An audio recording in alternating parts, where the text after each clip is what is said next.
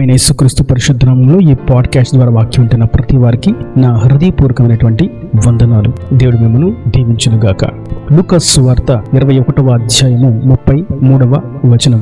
ఆకాశమును భూమియు గతించును, కానీ నా మాటలే మాత్రమును గతింపవు. చదివినటువంటి వాక్య భాగంలో ప్రభు ఒక మాటను తెలియజేస్తున్నారు. అదేదనగా ఆకాశము భూమి, ఈ పంచభూతములు, ఈ సమస్త సృష్టి, ఈ సర్వస్వము గతించిపోతాయి, కానీ నా మాటలు మాత్రము ఒక్కటి కూడా గతించదు. దాని అర్థం మనిషి ఈ లోకాన్ని ఎంత ఆశిస్తున్నాడో, ఎంత ఆధారం చేసుకుంటున్నాడు అని చూసినట్లయితే ఇక ఏది మాకు అక్కర్లేదు, ఈ లోకం ఉంటే చాలు అన్నటువంటి స్థాయికి మనిషి వెళ్ళిపోయాడు. సూర్యుని చుట్టూ భూమి ఏ విధంగా తిరుగుతుందో ఈ లోక ఆశల చుట్టూ నరుడు ఆ విధంగా తిరుగుతూ ఉన్నాడు. అందుకే ప్రభు అంటున్నారు, నిత్య జీవపు మాటలు ఓటలు కలిగినటువంటి నన్ను విడిచి మీరు తొట్లను తొలిపించుకుంటున్నారు, అవి పగిలిపోయినటువంటి తిత్తులు వంటివి, మీ నీరు అంతా దాని గుండా వృధాగా పోవాల్సిందే తప్ప ఒక్క చుక్క అయినను మిగలదు అని. అందుకే లోకము దాని ఆశలు గతించిపోతున్నాయి. మీరు అనుకుంటున్నారు మీ కుండలలో ఈ లోకాన్ని నింపుకుంటున్నాము అని,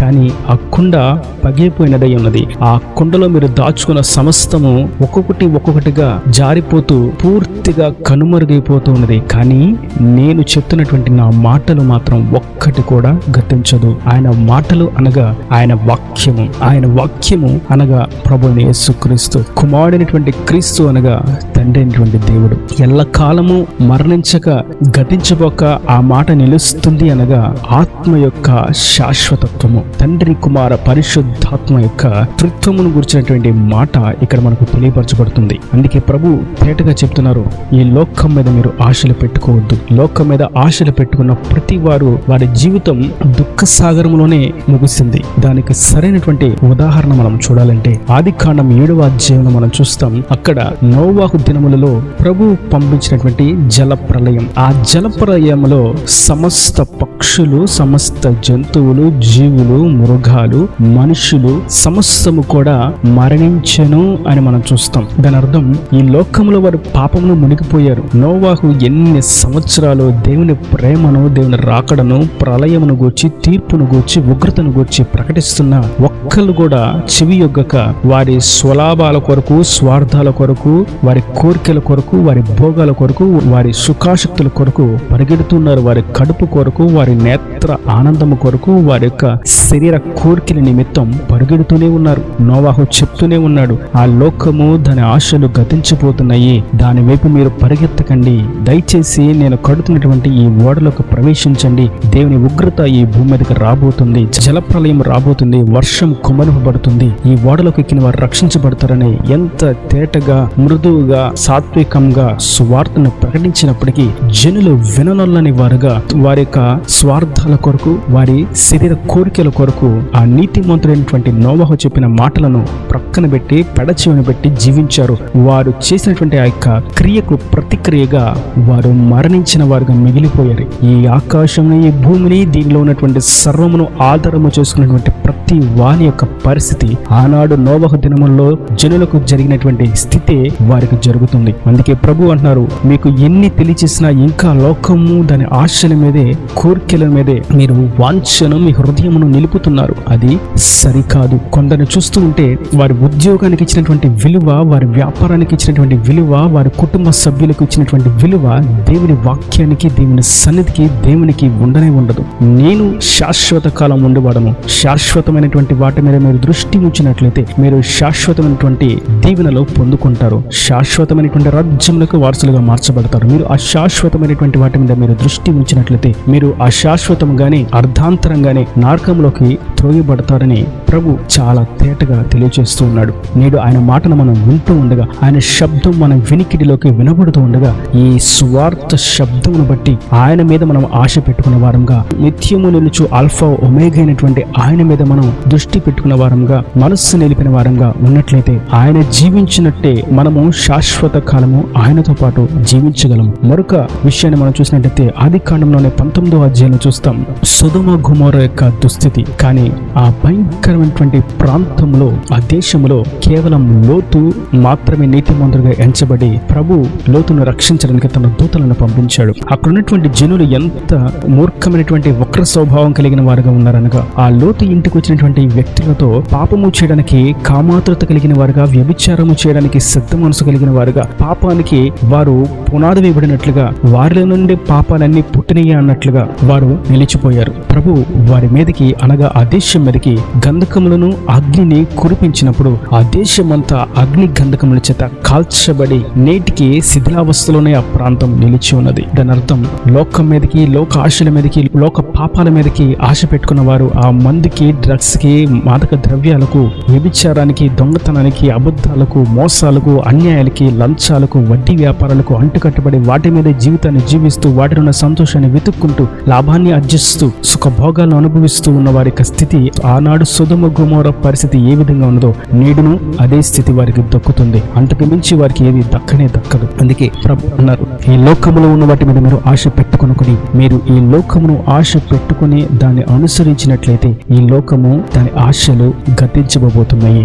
వాటితో పాటు మీరు గతించకూడదు, వాటి వల్ల మీరు అంతర్ధానం అయిపోకూడదు, మహావేంద్రముతో అవి కాల్చబడినట్టు మీరు కాల్చబడకూడదని నేను మీకు స్వార్థను, నిత్యము నిలిచేటువంటి శాశ్వత మార్గాన్ని, సత్య మార్గాన్ని మీకు తెలియజేస్తున్నాను ఈ సువార్త చేత.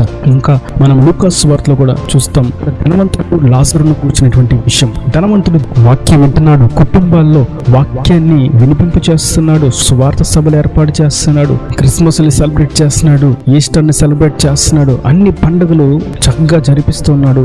సంఘంలో అతనికి గొప్ప ఖ్యాతి ఉంది, అతనికి ఒక ప్రత్యేకమైనటువంటి సింహాసనం ఉంది, ఎందుకంటే అతడు మిగులు ధనవంతుడు కనుక. కానీ ఎంత ధన సమృద్ధి చేసుకున్నటువంటి ఈ ధనవంతుడు ఇంటి వాకిట ఒక నీతిమంతుడు, బీదవాడైనటువంటి లాజరు ఉన్నాడన్న సంగతి గుర్తించక, అతనికి కనీసం చేయవలసినటువంటి సహాయము చేయక, తన ప్రేమను కూడా చూపించలేని వాడిగా మిగిలిపోయాడు. అంత మటుకు కాదు గాని తాను భక్తిలో ఉన్నాను అన్న ముసుగులో ఉండి చేయవలసినటువంటి పాపములన్నీ చేస్తూనే ఉన్నాడు. ఒక భ్రమపరుచు ఆత్మ చేత అతను నింపబడి తాను చేస్తున్నది తప్పు అని, అతను వింటున్నటువంటి వాక్యము దేవుని చేత ప్రకటించబడుతున్నటువంటి వాక్యము కాదని, వారు వాక్యాన్ని అస్పష్టంగా వివరిస్తున్నారని, వాక్యంలో ఉన్నటువంటి అర్థాన్ని మార్చి చెప్తున్నారు అన్న సంగతి తెలిసి కూడా ఇంకా అక్కడే నిలబడుతూ ఆ బ్రహ్మపురుషు ఆత్మలోనే జీవితాన్ని కొనసాగిస్తూ పాపంలోనే సంతోషంగా ఉంది. ఇట్లాంటి వాక్యం ఉంటేనే నాకు ఎటువంటి ఇబ్బంది లేకుండా నేను మందిరానికి వెళ్తున్నట్లు ఉంటుంది, నా పాపంగానే ఉంటుంది, నా శరీర కోరికలు తీర్చుకోవడానికి అవకాశం దొరుకుతుందని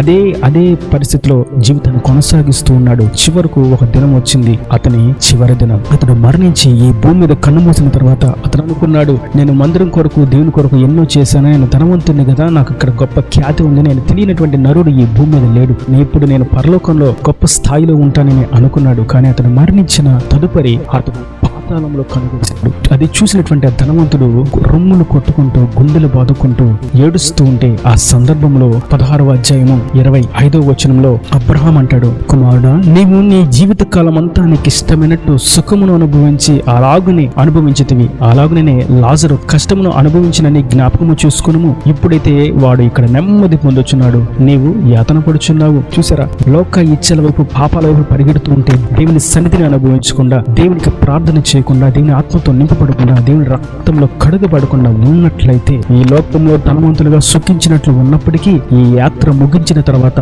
నరక యాతనలు అనుభవించవలసిన వారిగానే మిగిలిపోతారు. కనుక నేడు ప్రభు అంటున్నారు, అందుకే ఈ లోకము, దాని ఆశలు, మీరు చూసినటువంటి సూర్యుడు, చంద్రుడు, సమస్తం అన్ని కూడా ఒకరోజు గతించిపోతున్నాయి. విశాలవంతమైనటువంటి గృహం ఉందని, విలువైనటువంటి కంప్యూటర్ ఉందని, ఎంతో విలువైనటువంటి మొబైల్ ఉందని, ఎంతో విలువైనటువంటి వస్త్రాలు ఉన్నాయని, నా గృహానికి మించినటువంటి అందమైనటువంటి రమ్యమైనటువంటి గృహం ఈ వీధిలో, ఈ ప్రాంతంలో లేనే లేదని, నేనే అందంగా ఉంటానని, నాకున్నటువంటి రంగు రూపు ఈ ప్రాంతంలో ఎవరికి లేదని, నాకున్నటువంటి ఖ్యాతి ఈ దేశంలోనూ ఎవరికి లేదని అనుకుంటూ ఈ లోక సంబంధంగా సంతోషాన్ని వెతుక్కుంటూ ఉన్నట్లయితే ఒకరోజు తటస్థిస్తుంది. ఆ దినమున వారు పొందుకున్నటువంటి ఖ్యాతి వారికి అక్కరకు రాదు, వారు సంపాదించినటువంటి ఆస్తి వారికి అక్కరకు రాదు, వారు పొందుకున్నటువంటి ప్రమోషన్ వారికి అక్కరకు రావు, వారు తెచ్చుకున్నటువంటి కీర్తి కీర్తి ప్రతిష్టతలో వారిని రక్షింపలేవు. అందుకే ప్రభు అంటున్నారు, మీరు ఈ లోకం మీద ఆశలు పెట్టుకొనకుడి, నేను నిత్యము జీవించేవాడను, యుగ యుగములు ఉన్నవాడను, సర్వాంతర్యామిని, సృష్టికర్తను నేనే. కనుక నా మీద మీరు ఆశ పెట్టుకున్నట్లయితే నేనుండి నా నిత్య రాజ్యానికి మన వారసులుగా చేస్తాను. మీకు కావలసిన సమస్తము అవసరతలు అక్కర్లు ఈ లోకంలో సమృద్ధిగా మీకు కలుగొచ్చేస్తాను. ఈయన దేవుని మాటలు ప్రతి వాని హృదయంలో నీరు కట్టుకొనింపచేయగా. ఆమేన్. God bless you. తల నుంచి కన్నులు మూసిడితే మీ కొరకు చిన్న ప్రార్థన. ప్రేమ స్వరూపి కరుణ కటాక్షం తండ్రి, నా ప్రభావ వారిని కృపలో భద్రపరచండి. వాక్యాన్ని ప్రతి వారిని మీ నిండాలుగా దీవించండి, ఆశీర్వదించండి. ఈ లోకము దాని ఆశలు భూమి ఆకాశములు గతించిపోతున్నాయని, నీ మాటలు ఎప్పుడు ఎల్లకాలం ఉంటాయని, సత్యదేవుడు అని నీవు నిరంతరం ఉండవాడమని, నీ మీద ఆశ పెట్టుకోవాలని మీరు తెలియజేసిన విధానం బట్టి నీకు స్తోత్రం తండ్రి. వాక్యం ప్రతి వాడు నీ మీద ఆశ పెట్టుకున్నట్లు సహాయం చేయండి. ఉద్యోగాలు, వ్యాపారాలు, చదువులు, లాభాల కంటే ముఖ్యంగా నీ మీద ఆశ పెట్టుకుని నీ సన్నిధికి సమయం వచ్చి నీ ముందు వారు సంతోషించినట్లుగా నీ చిత్తాన్ని ఎరిగి నీ ఆత్మతో నింపబడి, రక్తంలో కడగబడి, ఆత్మవరంతో అలంకరింపబడి, నీ కొరకు ఆత్మ ఫలాలు ఫలించినట్లుగా మీరు దీవించి వారి ప్రతి అవసరం అక్కర్ను కూడా నీ మీరు నిండాలుగా దీవించి రాకడ రాజ్యాన్ని సిద్ధపరచమని యేసు పరిశుద్ధ నామమున ప్రార్థించి వేడుకుంటున్నాను తండ్రి. ఆమేన్. ఆమేన్.